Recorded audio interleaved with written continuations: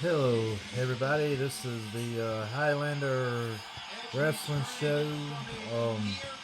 Before I get started I'm going to be talking about wrestling in general, the difference between the past and now.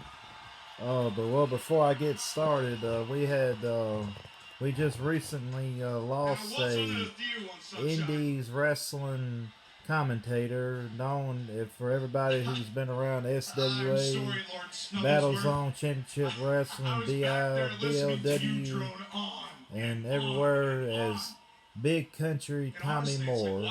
Um, he was a friend of mine. The Ultimo Gallows. Kobe was another ring announcer that worked with him and everything. He will be missed.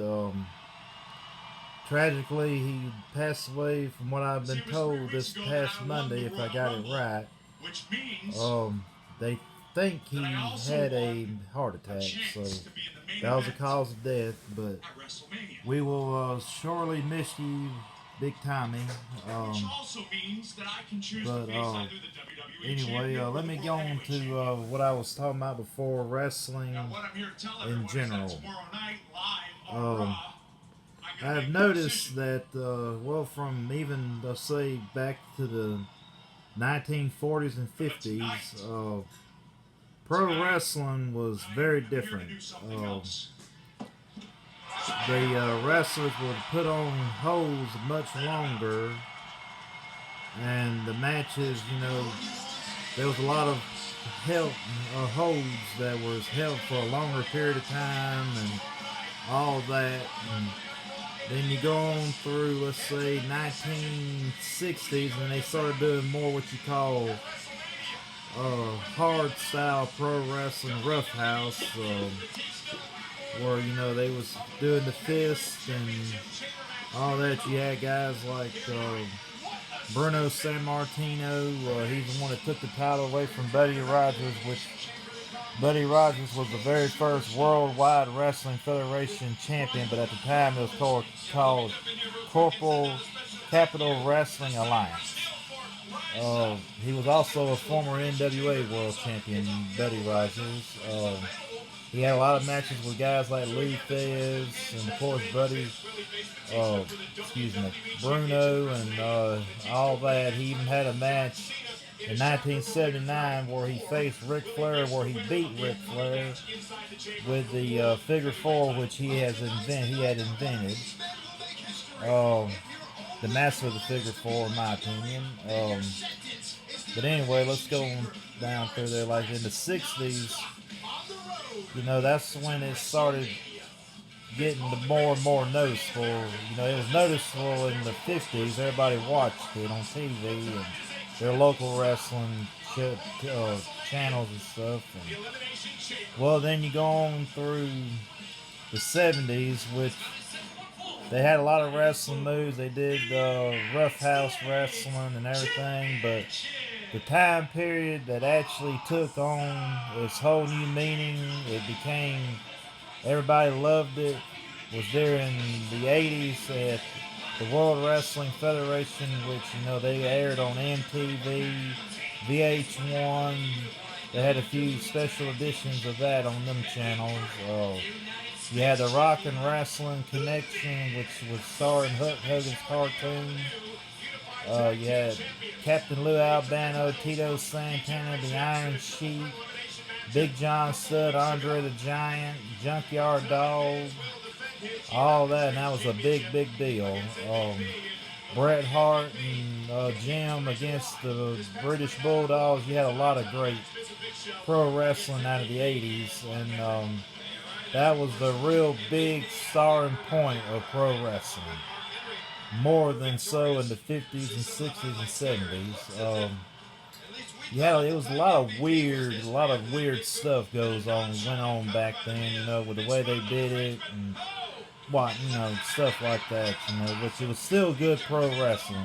I love going back and watching old black and white videos of pro wrestling to see how different it is, and I suggest, let me rephrase that, I would recommend a lot of my followers out there on my video to go back and watch old videos because you will be amazed at how different it was back then till now.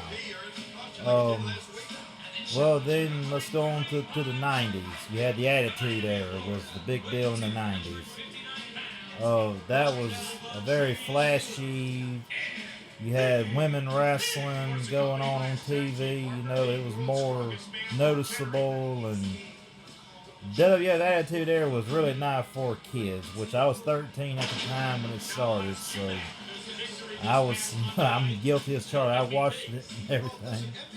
Um, well, then you got, let's say, around 2003 or 4, you started getting to what they call the PG area, which I never quite understood the PG area. You know, of course, John Cena and the Miz and all that. You know, they quit doing a lot of stuff that the Attitude Era was doing, you know, which made it, in my opinion, a little bit boring. Because, I mean, hey, you had ECW back in the 90s that was doing stuff that nobody else was doing here in the United States.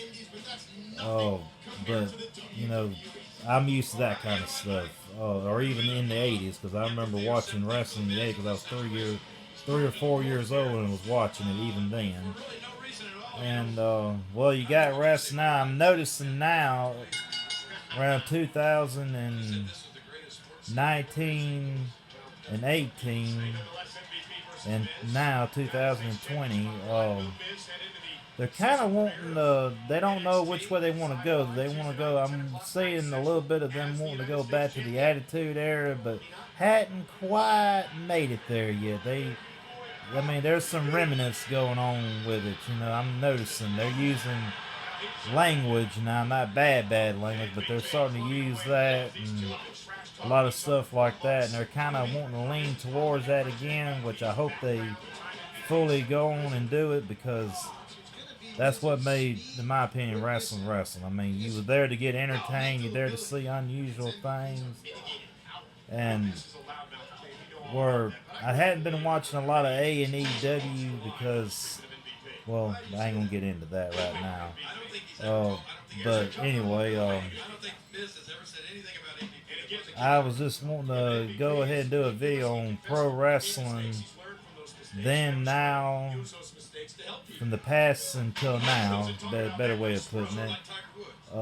Well, I've noticed too that you don't really see the traditional steel cage matches, like the big blue steel cage, which in my opinion looked a whole lot better than the steel cages they got now. The steel cages they got now look kind of bland. They don't really go, go with the atmosphere. Which now the Punjabi prison cage match where instead of it being steel, they used bamboo, real tall bamboo and everything.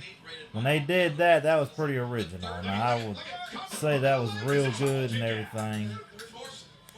Of course, they had the Great Khali and Batista in that one, which they should let the Great Khali win. I never was a Batista fan. Well, when you go back, let's say 1988, or even, let's just go ahead and just say 1995 or 96, they still use the blue cage. Of course, when you got a close look at it, you can see where the blue paint has been starting rubbing off on it because it's been used so much. But yeah, pro wrestling has evolved. It's kind of went back and forth since 2000. Back and forth, and they're not really getting to the place where me, as I guess you want to go ahead and just call me an old school wrestling fan, where it will bring back memories with me. Which I love to watch it now, don't get me wrong. I still love watching wrestling. But it's not, they're not coming up with any newer ideas or taking a step forward, making it having more of an edge to it now. They're starting to, like I said a while ago, I'm starting to see some things from the past coming out back into it, But anyway, oh, and I'm still working on it. Me and my wife were still working on it, but I'm starting a website. It's still in progress.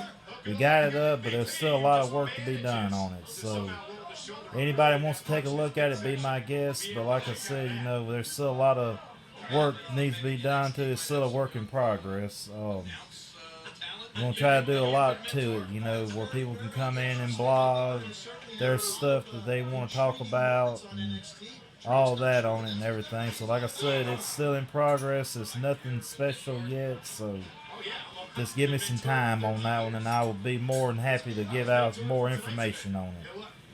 But anyway, I'm gonna do another video here in a minute after this one, so I'm gonna go ahead and wrap this one up. But I want to make a shout out to Ultimo Gallows. I will see you at the next show. And if anybody out there, when y'all see a SWA, BLW, Battle Zone Championship Wrestling in your area, go to it. You won't regret it. Anyway, I will do this other video and I'll get right back on other things I'm going to talk about. And I hope y'all enjoy this video. Thank you.